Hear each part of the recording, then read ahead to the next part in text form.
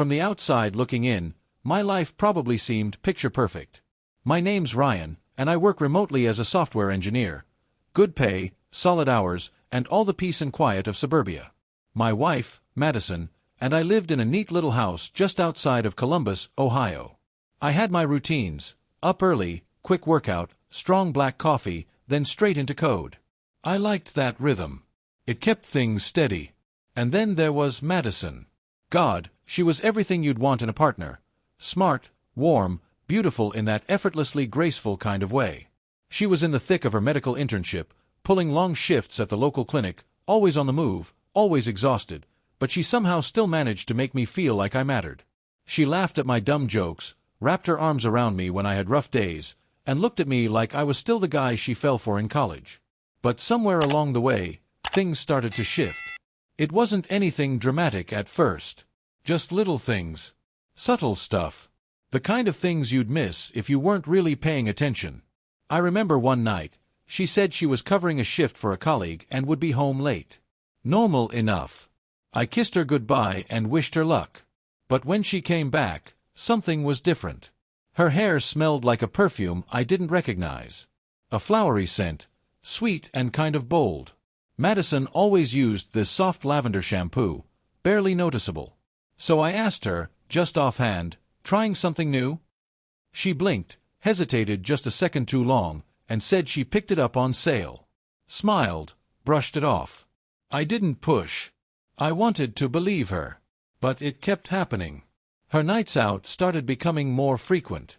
She'd claim it was a girls' night with her old college friends. I didn't think much of it at first. She'd always been the social one between us. But now, her energy felt different. Like she was stretching herself thin for something else. Her phone, which used to be just another item on the counter or nightstand, suddenly became glued to her hand. Locked screen, face down, always with her. And I noticed. She stopped letting her screen face up around me. Said it was just work stuff, nothing I'd be interested in. But that gut feeling, the one you try to drown out with logic, started to gnaw at me. Then came the night that changed everything. She was in the shower, and her phone buzzed on the bathroom counter. I wasn't looking to snoop, not really. But something in me said, just check. One quick look. That inner voice, that awful whisper you can't ignore. I caved. The text said, party starting soon. Where are you? No name. Just that message. I froze. She told me she was meeting her friend Jenna for coffee that night. Not going to a party. Definitely not something that required secrecy. My chest tightened. The room suddenly felt too quiet. I set the phone back down like it burned me. And I did what most people do. I tried to convince myself it was nothing.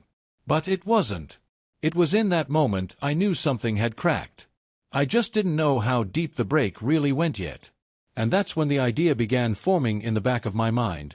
Quiet at first, but relentless. I had to know the truth. I didn't follow her that night. Honestly, I told myself I was just going out for a drive, trying to clear my head, but deep down I knew exactly where I was heading.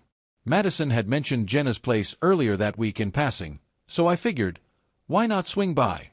Only, when I got there, the place was dead quiet. Lights off. No cars. Not a single sign of a hangout, let alone a party. That's when I noticed something down the block. Flashing lights, loud music pouring out of a house, and a bunch of parked cars, the kind of scene you expect at a college bash. My gut dropped. I drove closer and parked a few houses away, out of sight. And there she was. Madison, stepping out of a sleek black SUV, laughing at something some guy said, some guy I'd never seen before. She was dressed to impress too, not like someone grabbing coffee with a friend. No, she looked like she was out to turn heads. And the way she moved with him. Comfortable. Familiar. I gripped the wheel so hard my knuckles went white. My mind was going a million miles an hour, trying to figure out what the hell I was supposed to do. March in there and call her out? Demand answers right then and there?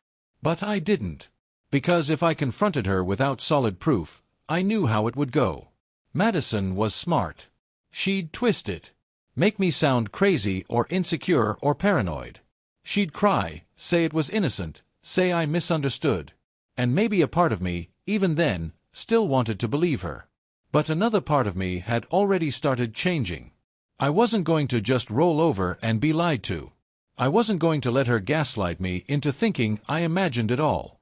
No, if she was living a double life, I was going to find out every single piece of it.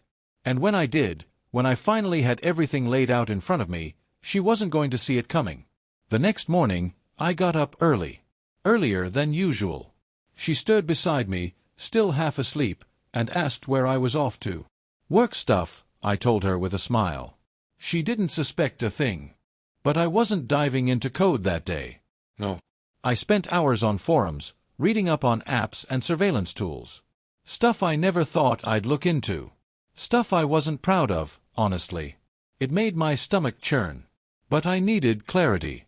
And if that meant going through the dirt to find the truth, then so be it.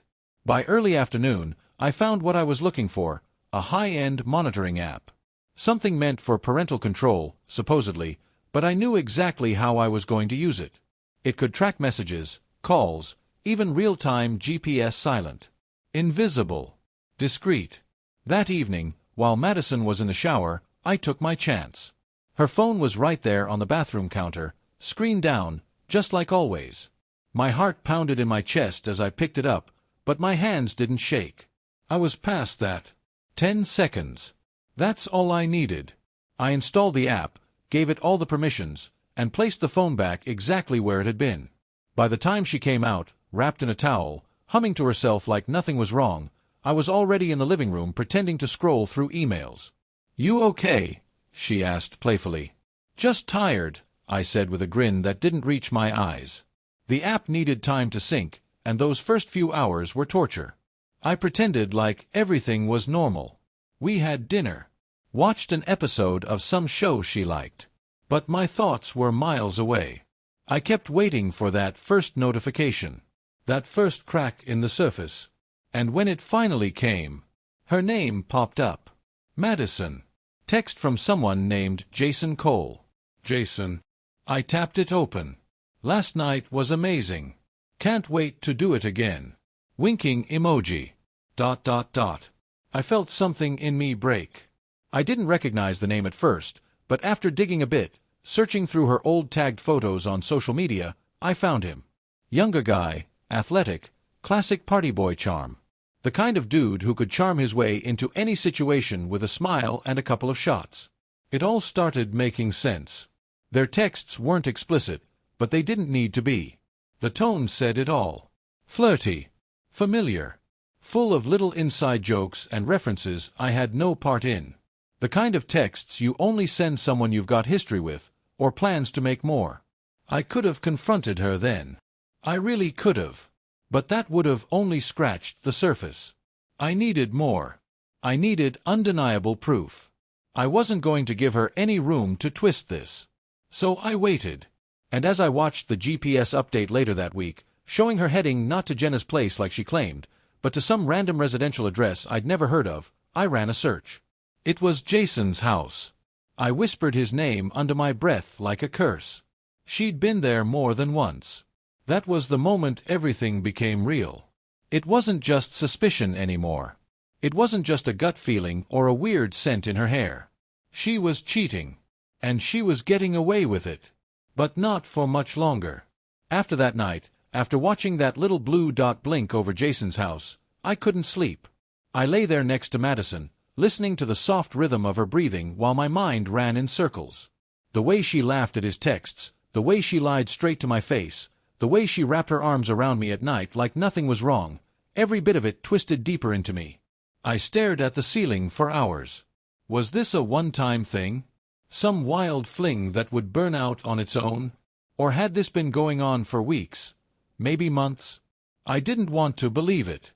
God, I didn't. But the signs were all there. The emotional distance, the fake smiles, the forced affection, the weird excuses, and now this. Her name tied to another man's address through an app one never thought I'd install. And yet, I still hadn't confronted her. Because I wasn't ready to hear her lies. Not without enough ammo to cut through every excuse she'd throw at me. The next day, I kissed her forehead before she left for work. She smiled up at me like she always did, completely unaware that I already knew she was living a second life. But I was done sitting on my hands. I started digging deeper. Every message between her and Jason, I read. I saved them all. Their conversations, the timing, the tone, it was all building a clear picture. Flirting, excuses, plans. It was like they were in their own little bubble. I wasn't even a factor anymore. I was the side character in my own damn marriage. I tracked her movements more precisely. Every girls' night was logged. And every time, the GPS told the same story. She wasn't with Jenna. She was at his place. Jason's. Every damn time. I wasn't going to just catch her red-handed. I wanted to destroy the fantasy she'd built. She was living two lives, and I was going to make sure both collided so violently that there'd be no room left for denial. I even started going old school. I drove by Jason's house twice that week. Once during the day, quiet, calm, just a few college bros tossing a football on the front lawn like nothing was out of the ordinary. But at night, different story. It turned into a full-blown house party. Music thumping, people crowding the front steps, red Solo cups in hand, the works. I parked a few houses away, lights off, just watching. And then I saw her. Madison. My wife. She slipped into that house like she'd done it 100 times. She knew the rhythm, the layout, the energy. And Jason. He was right there, grinning as he leaned into her, whispering something in her ear that made her giggle like a schoolgirl. My stomach twisted. I pulled out the binoculars I'd bought earlier that day. Never thought I'd be that guy, but here I was, crouched behind the steering wheel, watching the woman I loved press herself into someone else's world like she belonged there. She looked so damn comfortable. Too comfortable. I snapped a few blurry photos, nothing fancy, just enough to place her there. By this point, it wasn't even about catching her anymore. It was about dismantling the entire illusion she'd been living in. And yeah, I'll be honest, part of me wanted her to feel exactly what I was feeling. The confusion, the betrayal, the sense that your reality has been rewritten without your permission. So I built a system. I cataloged everything. GPS logs, screenshots, message threads.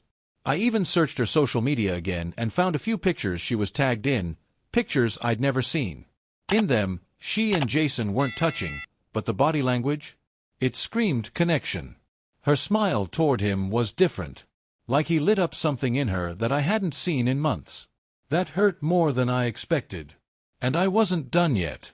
I decided I needed a final scene, some kind of moment where the whole mask could fall apart in front of witnesses.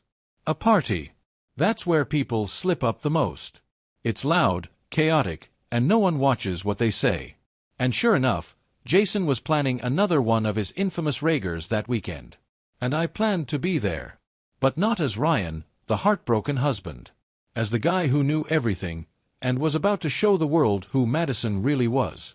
Before that night came, I had to prep. I started planting seeds. Casual things. Like mentioning I bumped into Jenna at the grocery store, just to see how Madison would react. Her smile faltered for half a second, but she recovered quick. "Oh yeah," she said, "I forgot to tell you Jenna canceled that night. I just went for a walk instead." "A walk? Come on." I didn't press. I nodded and smiled like I bought it. Then I got a little more affectionate. I figured if she thought I was trying to reignite things, she'd let her guard down. And it worked, kind of. She played along, but her energy was off. Her kisses didn't land the way they used to. Her eyes felt distant, even when she was looking right at me. She thought she was winning. That I was still in the dark. Let her think it. And just when I thought I was doing this all on my own, something happened that I didn't expect. Someone reached out. Jenna. When Jenna messaged me out of the blue asking if we could grab coffee, I wasn't sure what to think. She and Madison had been close for years, college roommates, brunch every other weekend, the whole thing. So for her to reach out to me? Yeah, that raised some flags. We met at this little cafe off Main Street. Nothing fancy. Jenna was already there when I walked in, nursing a half-empty cup with both hands like it was anchoring her to the earth. She looked nervous, like really nervous. She didn't waste time. "Ryan," she said, her voice barely above a whisper, "I can't keep covering for her." And there it was.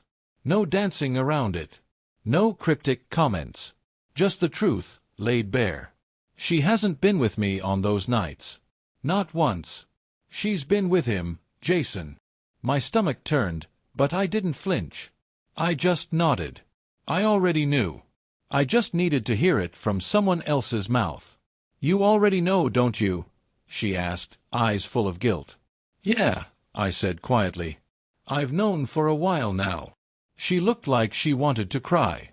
"I'm sorry, Ryan. I should have said something sooner, but Madison begged me. She said it was just a phase. That it didn't mean anything." Didn't mean anything? What a damn joke. I didn't blame Jenna. She was stuck in the middle, probably hoping Madison would snap out of it before it all came crashing down.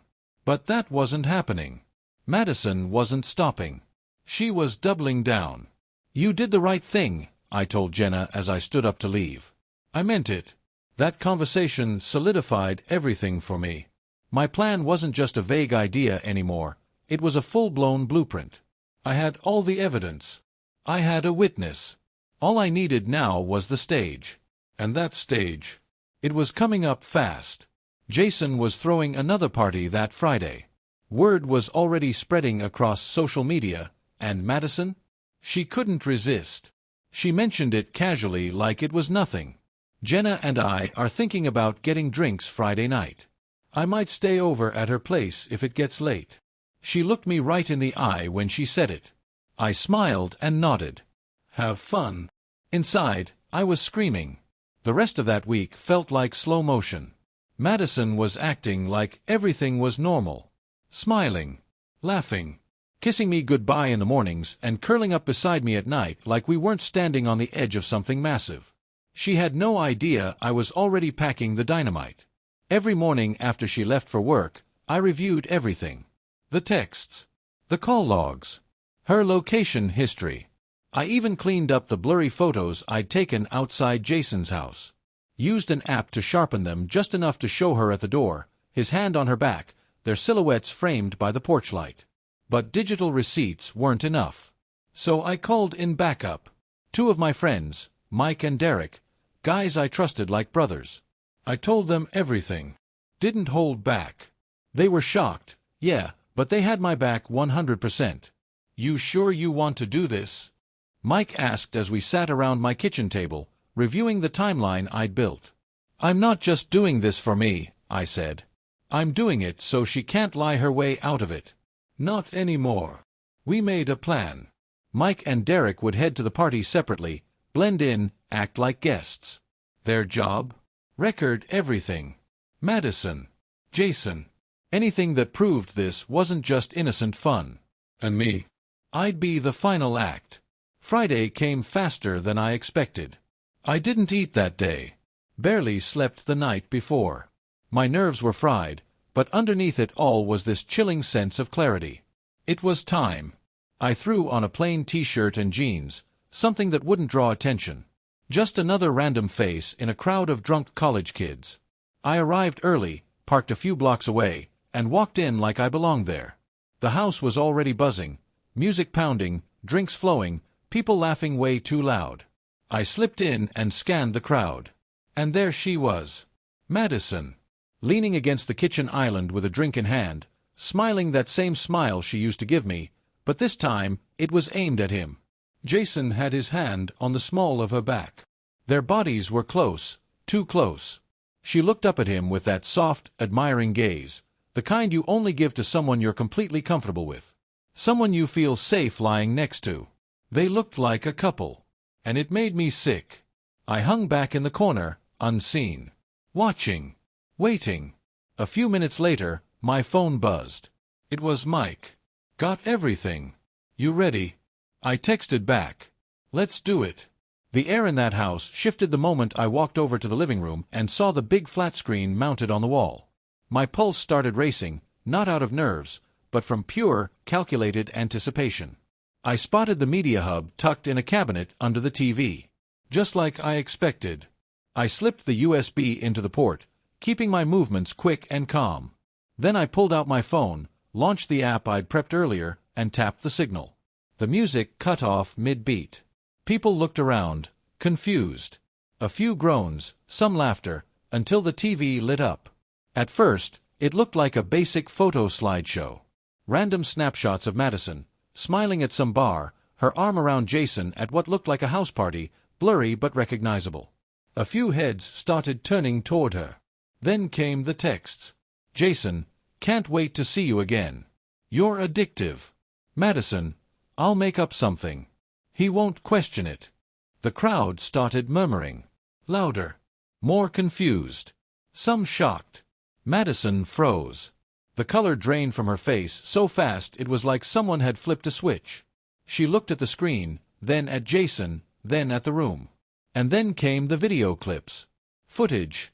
Grainy, but real. Her walking up to Jason's house late at night. Her slipping inside. Her laughing, clinging to him, kissing him in his doorway. And just like that, the entire house fell silent. Someone muttered, "Wait, isn't she married?" Another voice, "That's Jason's girl?" Damn. Madison looked like she couldn't breathe. She was trembling. Her hand clutched the counter for support. Jason looked pissed, like he couldn't decide if he should be embarrassed or furious. But me. I stepped out of the shadows. All eyes turned to me as I walked into the center of the room. Every step felt like walking through smoke, but I wasn't angry anymore. I was past that. I was ice. Madison finally saw me, really saw me. Her eyes went wide. "Ryan," she breathed. Her voice cracked. "Wait, I didn't let her finish." "How long?" I asked, loud enough for everyone to hear. "How long have you been lying to me?" No one said a word. Not a damn soul. She opened her mouth again, but nothing came out. I think she wanted to cry, but the tears wouldn't come. Her world was unraveling too fast. "I trusted you," I said, my voice quieter now but heavier somehow. "I gave you everything. And you used me like I was just a placeholder." "I didn't mean for," she started. "You didn't mean to cheat on me?" I cut her off. "You didn't mean to sneak around with some college frat boy while coming home to me like nothing happened?" Jason stepped forward, trying to say something, but one of the partygoers shut him down. "You're done, man," the guy said, shaking his head.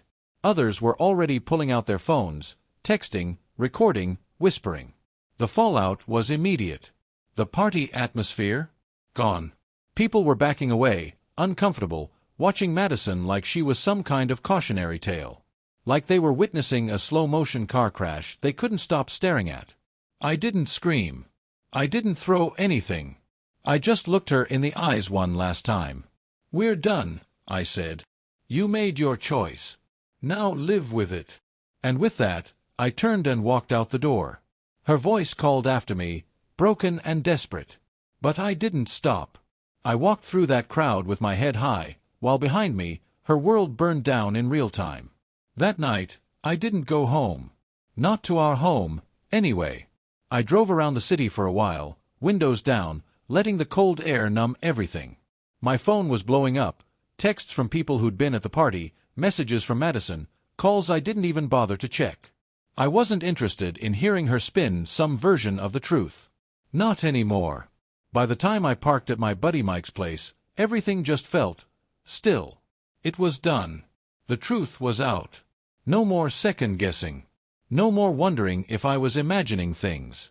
She couldn't lie her way out of this, not when the entire room had watched it unfold in real time. Madison tried to contact me over the next few days. She called, messaged, left voicemails. Her tone shifted from denial to desperation to apologies that came too late. I didn't respond. She cried on the messages. Begged me to talk. Said she messed up, that she wanted to fix things. But I had nothing left to give. The version of me that loved her without question. He was gone the moment I hit play on that TV. And her life. It started falling apart almost instantly. She lost friends. People started avoiding her. Jenna told me later that even the ones who used to defend her were now keeping their distance. The video made its rounds online, and while I hadn't planned for it to go viral, that's what happened. It was everywhere. Her clinic found out. Patients started asking questions. Some even filed complaints. A week later, she got called into a meeting with her boss. I heard through a mutual friend that they asked her to resign, quietly, to save face. No press. No drama. Just pack up and leave. She had worked her whole life to get that job. And now, gone. As for Jason, his fall was even faster. Turns out, being the guy who slept with a married woman and got exposed in front of half the campus isn't great for your reputation. His frat kicked him out. His scholarship suspended. His internship offer pulled. He tried to act like it didn't bother him at first. Put on that same cocky smile. But people whispered when he passed by. Professors started treating him differently. He was toxic now. Radioactive. No one wanted to be near him. Madison stopped answering his calls after 2 weeks. Guess betrayal doesn't feel so good when it's aimed in your direction. As for me, I filed for divorce exactly 1 month after the party. The papers were waiting in a crisp envelope on the kitchen table when I came by to grab my last box of stuff. I didn't say a word when I dropped them off. Just signed my name, left my key, and walked out. We met once more. In a lawyer's office downtown. Neutral ground. Cold walls. Clinical energy. She looked different. Smaller somehow. Like the weight of everything had finally caught up with her. Her eyes were red. Voice soft. "Ryan, I'm sorry." "I know," I said. "But it doesn't change anything." She tried to say more, but the lawyer came in before she could. We signed. That was it. Done. These days, I live in a small apartment downtown. It's not flashy, but it's mine. No ghosts, no lies, no secrets vibrating in the walls. Just quiet. Peaceful. Free. I've thrown myself into work again. Reconnected with friends I hadn't seen in ages. I laugh more now. Sleep better. Eat without feeling that pit in my stomach. It's wild how heavy a lie can be when you're carrying it and don't even realize it. Mike said something to me recently that stuck. "You seem lighter, man. Like you finally exhaled." Yeah, because I did. Madison used to be my whole world. But sometimes the person you build your life around turns out to be the one who was setting fire to it the entire time. And when that happens, you either burn with it, or you walk away and start building again, brick by brick, this time without the rot. I'm not bitter. I'm not angry anymore. I'm just done. And free. Thank you for visited my YouTube channel. Your support, likes, and comments truly inspire me to create even more engaging content. If you enjoyed this video, don't forget to subscribe and hit the notification bell so you never miss an update. You're a part of this amazing community, and I'm thrilled to share my stories with you. See you in the next video on YouTube.